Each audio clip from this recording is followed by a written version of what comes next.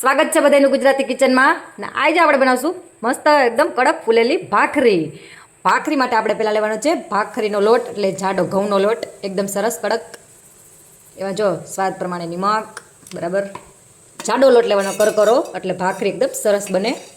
પછી તેલ, બરાબર. મોણ જેમ વધારે નાખશો તેમ ભાખરી, મારે તો એક જ ભાખરી કરવી છે એટલે મોણ જેમ વધારે નાખો ને એમ ભાખરી સારી થાય, બરાબર. સમજાઈ ગયું ટૂંકમાં. પછી આવી રીતના આમ ભાખરી આપણે થોડીક વાર જો આમ લોટ નામ કરીએ ને તો ભાખરી એકદમ સરસ બને. અમુક બાયું શું ટેવ હોય સીધું પાણી નાખી દે, સીધું પાણી નહીં નાખવાનું, જો આવી રીતના પહેલાં કરવાનું, બરાબર. પછી પાણીથી આવી રીતના આમ મુઠિયામાં આવી જવો જોઈએ, બરાબર. હવે પાણી નાખીને આપણે બાંધી લેશું. આમ કરી અને આપણે લોટ ભાખરીનો બાંધી લેવાનો, બરાબર. ચાલો હવે આપણો લોટ એકદમ જુઓ સરસ તૈયાર થઈ ગયો છે. આપણે હવે ભાખરી વણીએ. જુઓ પહેલાં થોડીક એટલી ભાખરી વણી લેવાની, પછી એને આમ ઉલટાવી લેવાની, બરાબર.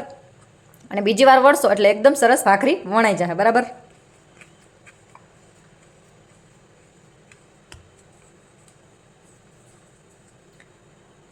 ધીમે ધીમે સરસ ભાર દીધા વિના એકદમ સરસ ભાખરી થાય છે મિત્રો. જુઓ અસલ ભાખરી એકદમ સરસ ગોળ વણાઈ ગઈ છે. હવે આપણે એને ચોળોશું, બરાબર. તાવડીમાં સરસ એકદમ ભાખરી ચોળવા નાખી છે ભાઈ, ધીમા ગેસે ચોળવાની. પેલું પણ મિત્રો જુઓ એકદમ કાચું પાકું ચોળવાનું, તો જ ફૂગો થાય અસલ. અને હંમેશા ગેસ ધીમો રાખવાનો, તો જ સરસ પાકે. જુઓ એકદમ આપણી સરસ ભાખરી તૈયાર થઈ ગઈ છે. હવે આપણે ઘી બી લગાડી લઈ. કડક ભાખરી કરી એટલે હું ખાવાની મજા આવે, ઢીલી પોચી ગમે નહીં ભાખરી, બરાબર.